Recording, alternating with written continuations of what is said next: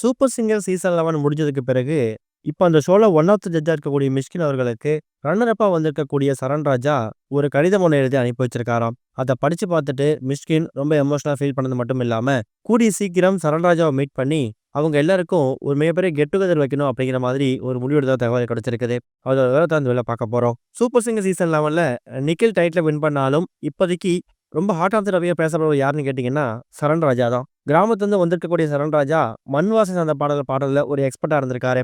அத விட முக்கியமானது, ஜட்ஜஸ் மட்டும் இல்லாம ஒட்டுமொத்த ஃபேன்ஸ், அதாவது சூப்பர் சிங்கர் ஃபேன்ஸ் எல்லாருமே சரண் ராஜாவ தூக்கி வச்சு கொண்டாடுற அளவுக்கு தான் அவரோட பெர்ஃபார்மன்ஸ் இருந்திருக்குது. அப்படிப்பட்ட சரண் ராஜா டைட்டில வின் பண்ணாதது ஒரு பக்கம் வருத்தமா இருந்திருந்தாலும், அவர் ரன்னர் அப்பாவது வந்திருக்காரே அப்படிங்கிற மாதிரி ஒரு பக்கம் சந்தோஷப்பட்டுட்டு இருக்காங்க.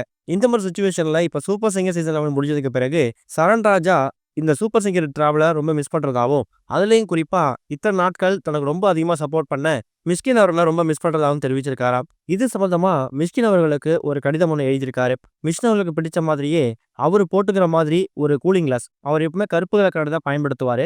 அந்த கருப்பு கலர் கண்ணாடிய எடுத்து அத மிஷ்கினுக்கு பரிசாவும் குடுத்திருக்காராம். கூடவே ஒரு கடிதம் ஒண்ணு எழுதி, அந்த கடிதத்துல இந்த சூப்பர் சிங்கர் சீசன் 11ல நான் இந்த அளவுக்கு முன்னேறி வர்றதுக்கு நீங்களும் ஒரு காரணமா இருந்திருக்கீங்க. என்னோட கடின உழைப்பு, எங்க அப்பா அம்மாவோட சப்போர்ட், அதே மாரி ஒரு ஒரு வாரமும் மக்கள் போட ஓட் இதெல்லாம் ஓகே தான். ஆனா அது இல்லாம ஒரு ஜட்ஜா நீங்க ஒரு ஒரு வாரமும் என்னோட பெர்ஃபார்மன்ஸ பார்த்துட்டு நெறைய என்கரேஜ் பண்ற மாரி பேசியிருக்கீங்க. நீங்க குடுத்த அந்த ஒரு உத்வேகம் தான் என்ன இந்த அளவுக்கு கொண்டு வந்து நிப்பாட்டியிருக்குது. நெறைய வாரங்கள் நான் சிறப்பான பாடல பாடியிருக்கேன். நான் சிறப்பா தான் பாடியிருக்கேன் அப்படின்னு நிரூபிக்கிறதுக்கு உங்களோட ஜட்ஜ்மெண்ட்டே போதும். நெறைய நேரங்கள்ல நான் பாடுன பாட்ட திரும்ப பாட சொல்லி கேட்டிருக்கீங்க. அந்த வாரம்லாம் கண்டிப்பா நான் பெஸ்ட் பெர்ஃபார்மர் வாங்கியிருக்கேன். அதுக்கு முக்கியமான காரணம் நீங்க குடுத்த அந்த ஒரு உத்வேகம் தான். உங்கள மாரி ஒரு ஜட்ஜ் இந்த ஷோல இருந்தா, எந்த ஒரு ஆளா இருந்தாலும் கண்டிப்பா டைட்டில வின் பண்ண முடியும். ஒரு தம்பியா, ஒரு நண்பனா உங்களுக்கு இது என்னோட பரிசு அப்படின்னு சொல்லிட்டு தான், அந்த ஒரு கண்ணாடிய, அந்த கருப்பு கண்ணாடிய மிஷ்கின் அவர்களுக்கு அனுப்பி வச்சிருக்காராம். கூடவே இந்த கடிதத்த அனுப்பி வச்சிருக்காரு.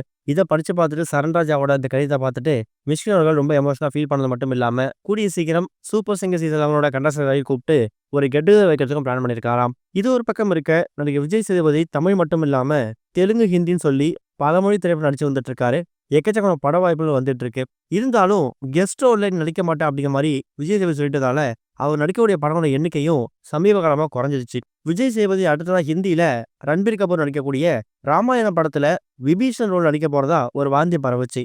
ஆனா அந்த படத்துல தான் நடிக்கல அப்படிங்கிறதுக்கு விஜய் சேதுபதி விளக்கம் கொடுத்திருக்காரு. இப்படிப்பட்ட ஒரு செய்தி எப்படி பரவுச்சுன்னு எனக்கு தெரியவே இல்ல.